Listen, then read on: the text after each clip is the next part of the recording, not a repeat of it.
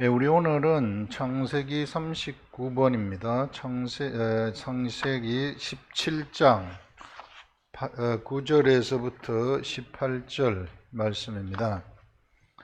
자, 우리 한번 보시면은 하나님이 또 아브라함에게 이르시되 그런즉 너는 내 언약을 지키고 네 후손도 대대로 지키라, 이런 말씀을 하는데, 요전에 어떤 내용이 나왔는가 하면은요, 아브라함이 99세 되던 해에 아브라함에게 나타나셔가지고 이름을 아브라함으로 바꾸라고 얘기합니다.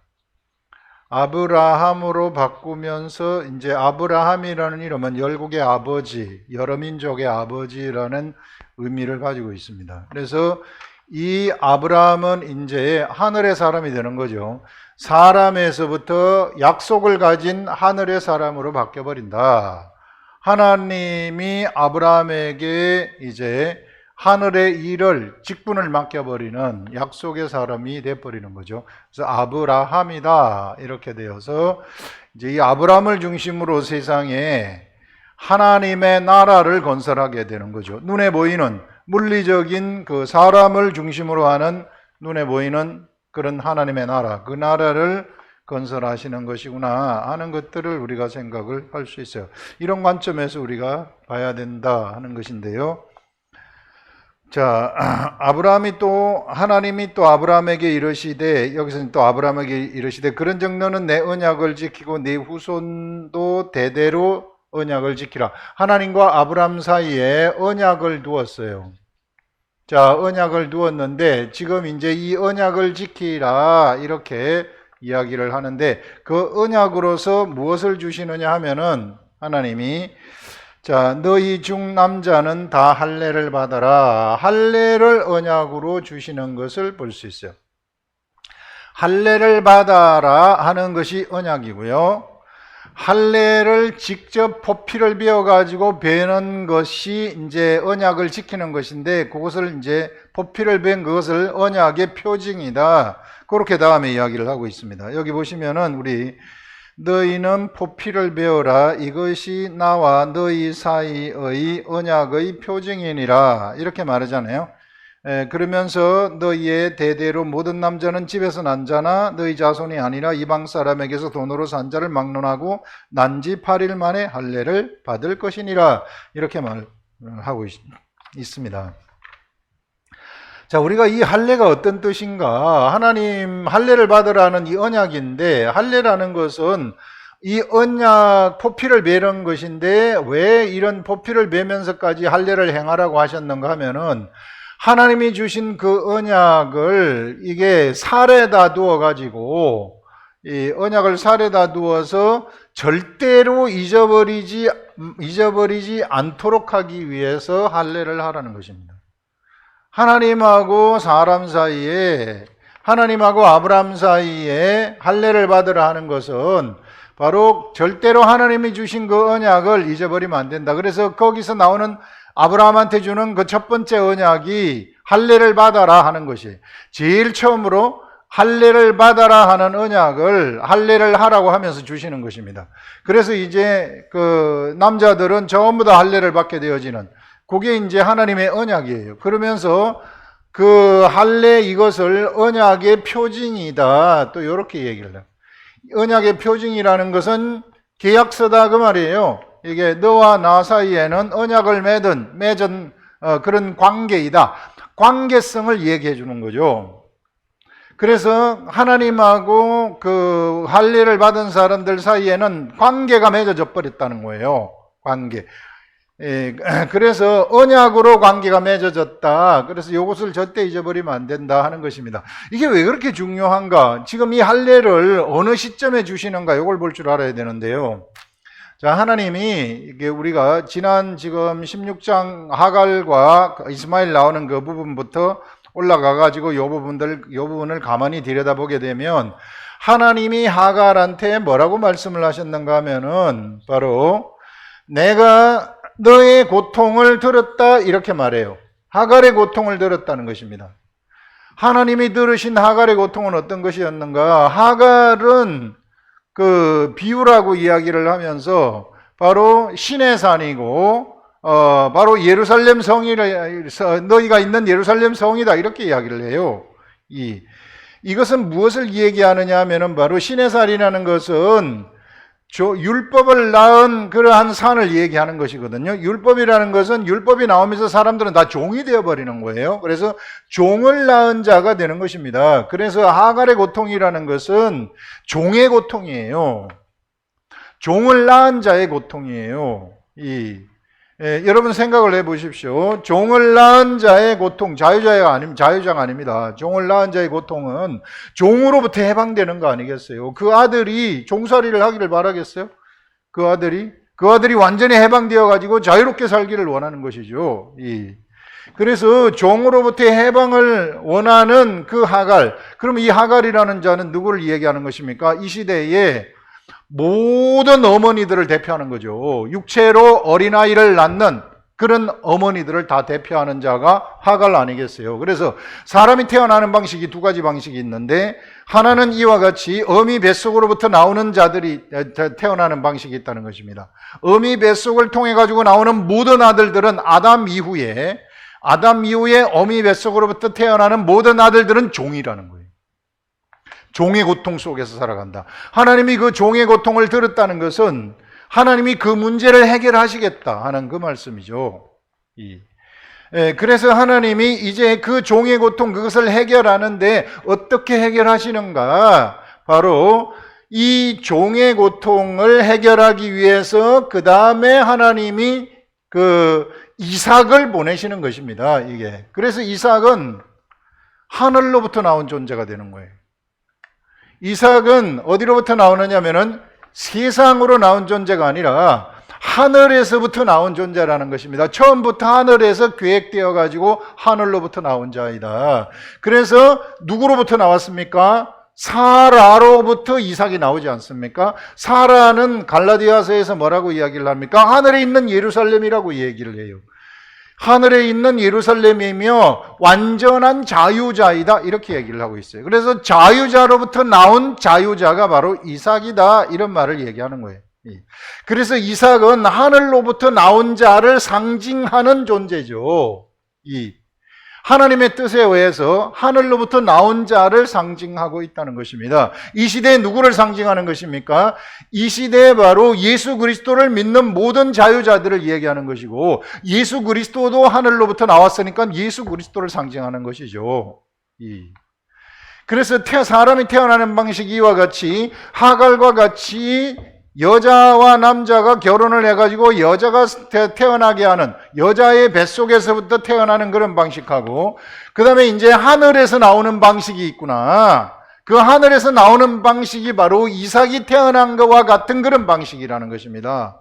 이것은 바로 이후에, 예수 그리스도 이후에, 예수 그리스도도 여자로부터 나오지만은 성령에 의해서 잉태되는 거죠. 하늘로부터 나오는 것이죠.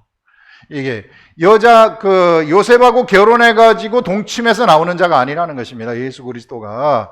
이삭도 마찬가지로, 이삭도 이미 사라는 경수가 다 끊어져 버렸어요. 경수가 끊어진 여인이 어떻게 아이를 낳을 수 있겠어요? 그거는 여자, 남자가 결혼을 해가지고 아이를 낳는 방식이 아니라 하늘로부터 나온 자라는 것이죠. 그거를 상징하는 것입니다. 그래서 사람이 새롭게 태어나는 방법이 있다는 것을 알려주는데, 자유자들은 어떻게 태어나는가 하는 것을 이삭을 통해서 알려주는 것입니다. 이렇게 자유자들은 하늘로부터 나오는 것인데, 그게 예수 그리스도 이후에는 바로 물과 성령에 의해서 거듭나는 그것이 바로 새로 태어나는 방식이다. 그래서 남편 없는 자의 여인이 남편 없는 자의 자식이 남편 있는 자의 자식보다 더 많음이니라 하는 이사야서 54장의 말씀이 바로 이런 새롭게 태어나는 영적 세계의 출생들을 예표하고 있는, 자유자들을 예표하고 있는 것입니다.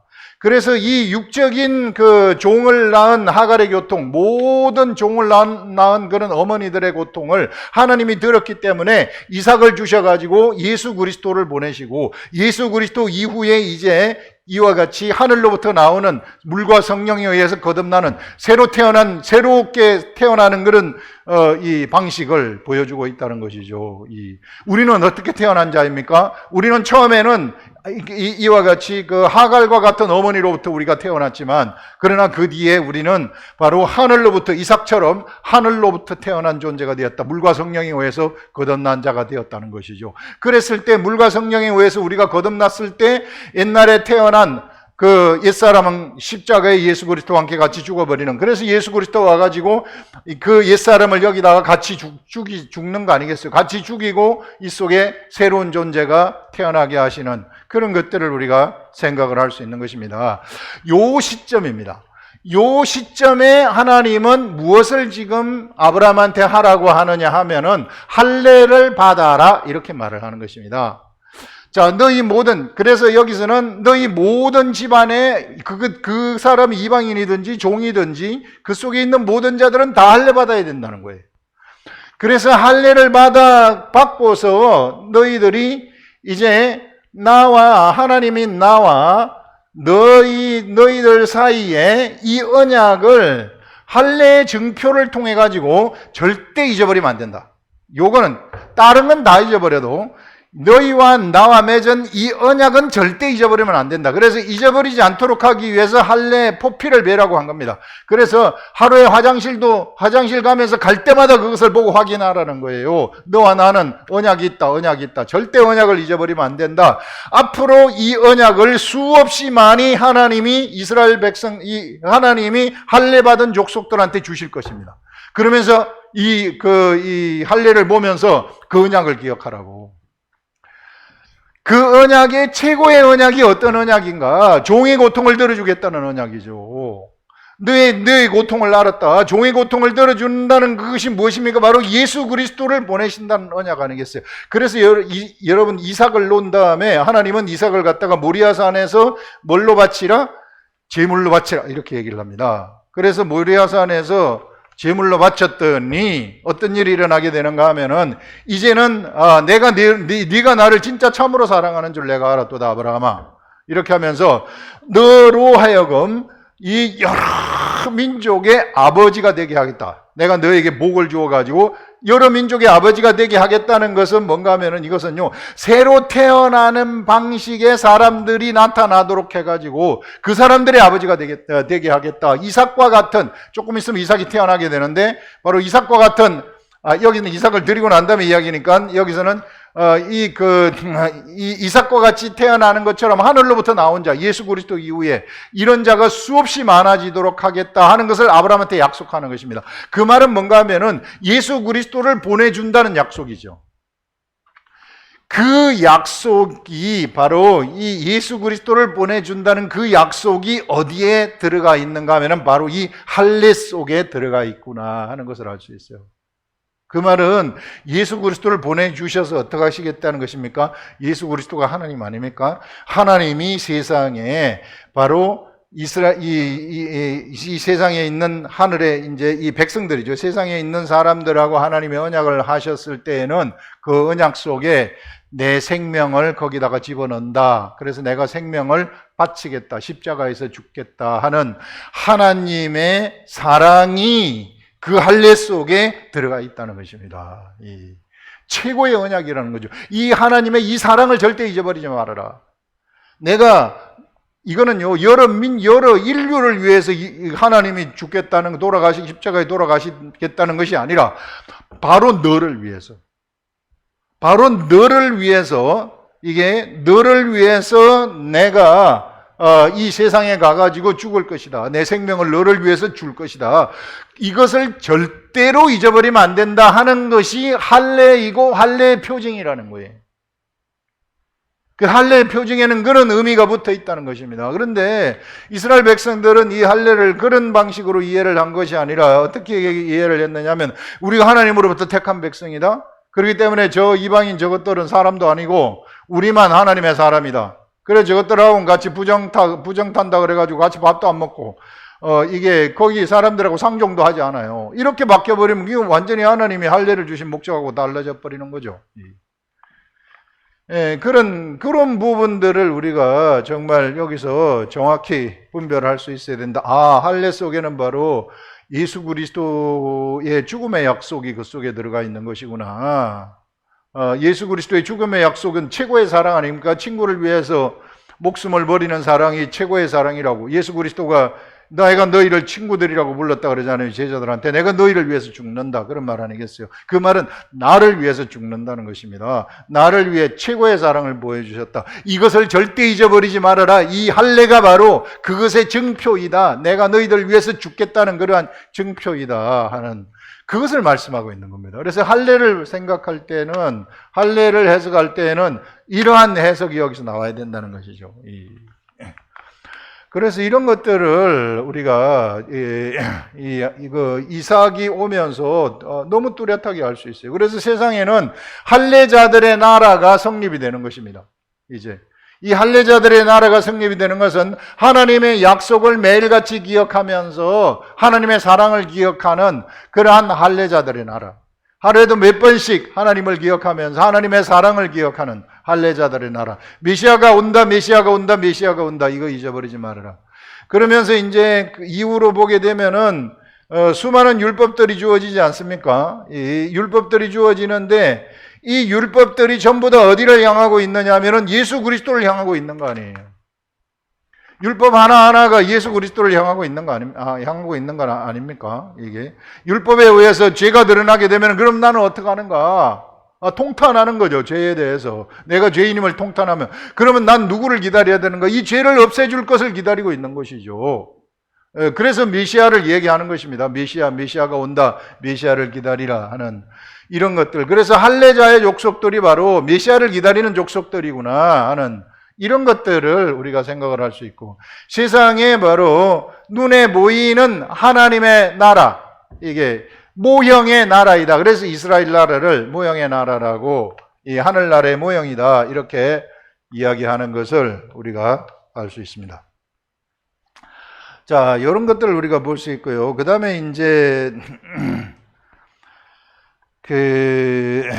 여기 이제 할례를 받지 아니한 남자는 남자고 보피를 베지 아니한 자는 백성 중에서 끊어지리니 그가 내 언약을 배반하였음이니라. 그래서 이제 하나님하고 약속한 약속의 사람들은 반드시 모두가 다 할례를 해야 된다. 할례를 하지 않으면 하나님하고 끊어져 버린다는 겁니다. 약속으로부터 멀어져 버린다 하는 것을 말하고 있죠.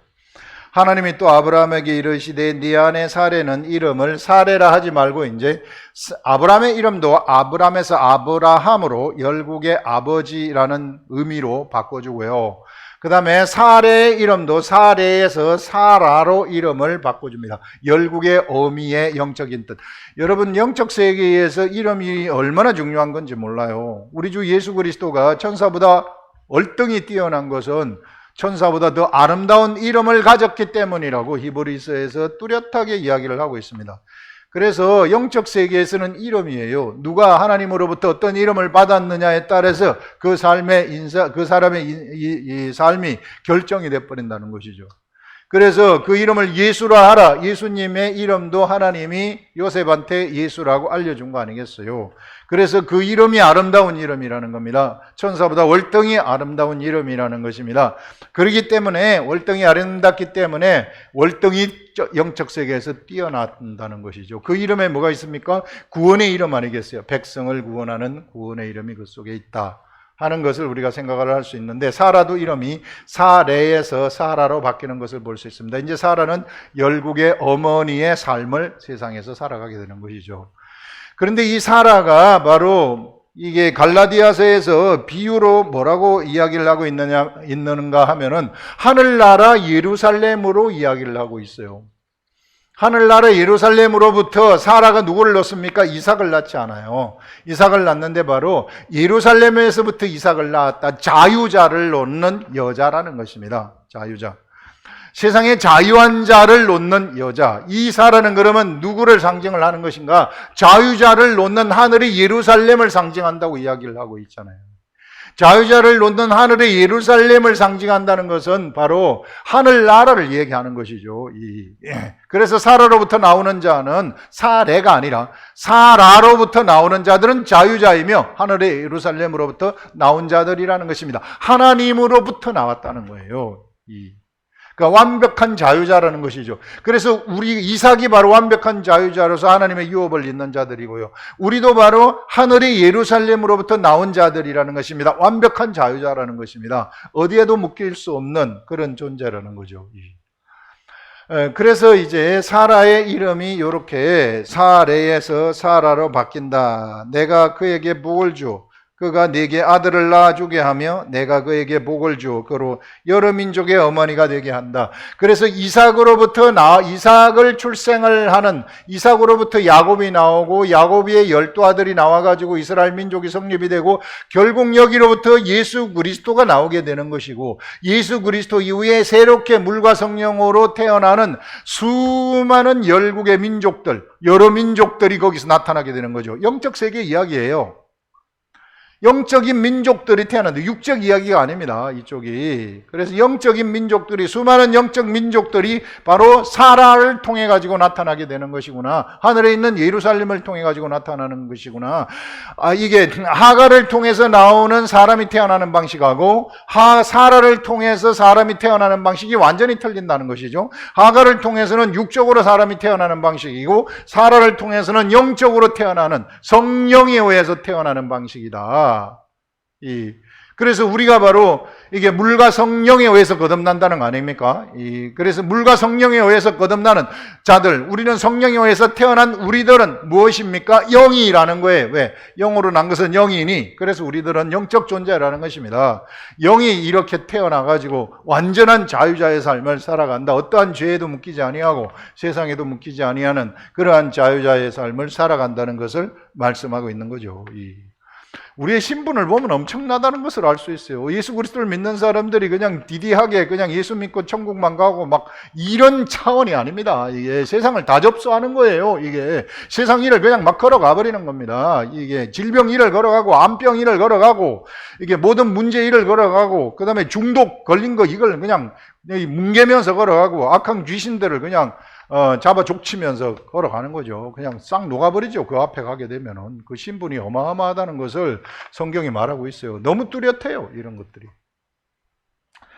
자, 이렇게 이야기를 하니까 이제 아브라함이 이런 말을 하니까 현실이잖아요. 현실 속에서 아브라함은 육적인 생각을 하는 거예요. 하나님은 이 영적 세계 이것을 전부 다 아시고 아브라함한테 이야기하지만 아브라함은 육이고 지식이 아직까지 하늘에 풍부한 지식이 없단 말입니다. 그러니까 속으로 웃을 거 아니에요. 이게. 그래서 겉으로는 웃을 수 없지만 하나님 앞이니까. 그래서 여러 민족이 날이라고 하니까 아브라함이 엎드려 웃는 거예요. 엎드려가지고 웃으면서 마음속으로 이르되 100세 된 사람이 어찌 자식을 낳을, 내가 100살인데 어떻게 자식을 낳을까? 이게 택도 없는 얘기다. 이렇게 생각을 하는 거죠. 사라는 90세인데 지금 경수가 끊어진 지 오래됐는데 어떻게 사라에게서 아이가 나올 수 있는가? 이건 있을 수 없다는 것이죠. 90세니 어찌 출산하리요 하고 아브라함이 이에 하나님께 아뢰되 이스마엘이나 하나님 앞에 살기를 원하나이다. 그냥 이스마엘만 좀 살려주세요.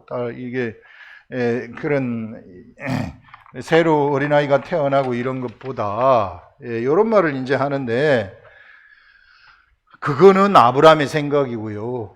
아브라함의 생각하고 하나님의 생각은 완전히 틀린다는 것을 알 수 있어요.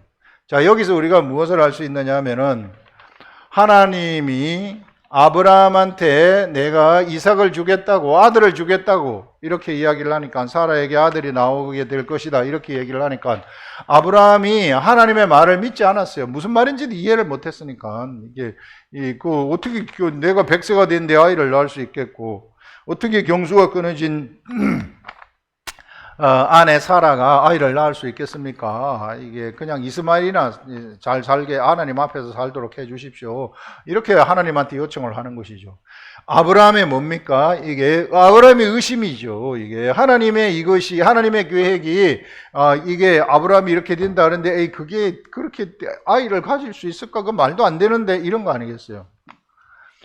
하나님의 계획이라는 것은 바로 사람의 의심, 이 아브라함이라는 이 사람, 비록 하나님이 약속을 했지만 이 사람의 생각에 의해서 하나님의 계획이 변경될 수 없다는 것을 우리가 생각을 할 수 있습니다. 하나님의 계획은 여기 있는 사람이 어떻게 한다 그래서 그것이 변경되지 아니한다는 거예요. 사람이 그것을 의심한다 그래가지고 그 의심 때문에 하나님이 계획을 변경시키고 하는 그런 것은 있을 수 없다는 것입니다. 하나님은 아브라함의 생각이 이렇든 저렇든 상관없이 이삭을 아브라함한테 보내는 것입니다. 이런 때 되게 많아요, 우리. 제가 그 성령님과 동행하면서 기도 생활을 하고 그 다음에 교회에 대해서 뭔가 이렇게 보면 하나님이 가끔 가다가 알려주시는 때가 있단 말입니다. 그래서 이거 진짜 될까? 이런 생각을 하는데 나의 의심과는 상관없이 때가 되면 이루어 가시는 거예요. 그런 걸 많이 봅니다.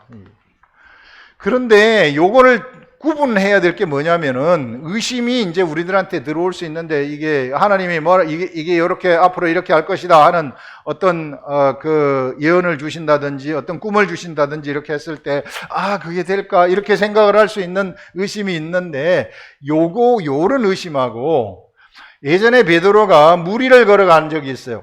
배에서 나와가지고 베드로야 걸어오라 해가지고 무리를 걸어갔을 때 이 베드로가 잘 걸어가다가 어디를 보느냐면은 옆에 풍랑을 쳐다봐요. 풍랑을 쳐다보니까 베드로한테 무섭잖아요. 풍랑이 파도가 자기를 덮치려고 하잖아요. 나는 지금 무리를 걸어가고 있는데 그래서 무서워가지고 두려움이 그가 찾아오니까 물속으로 빠져버리는 겁니다. 환경을 쳐다봤다는 얘기죠. 환경을 쳐다보다가 물속으로 빠지는 이때 예수 그리스도가 베드로한테 뭐라고 얘기를 하느냐면 믿음이 작은 자여 왜 의심하느냐 이렇게 말해요. 이때 베드로가 가졌던 그 이 의심 때문에 베드로는 바로 물속으로 빠져버리는 것을 알 수 있어요. 물 위를 잘 걸어가다가 물속으로 빠져버려요. 요거하고 여기서 지금 아브라함이 가지는 요 의심하고는 본질적으로 틀립니다.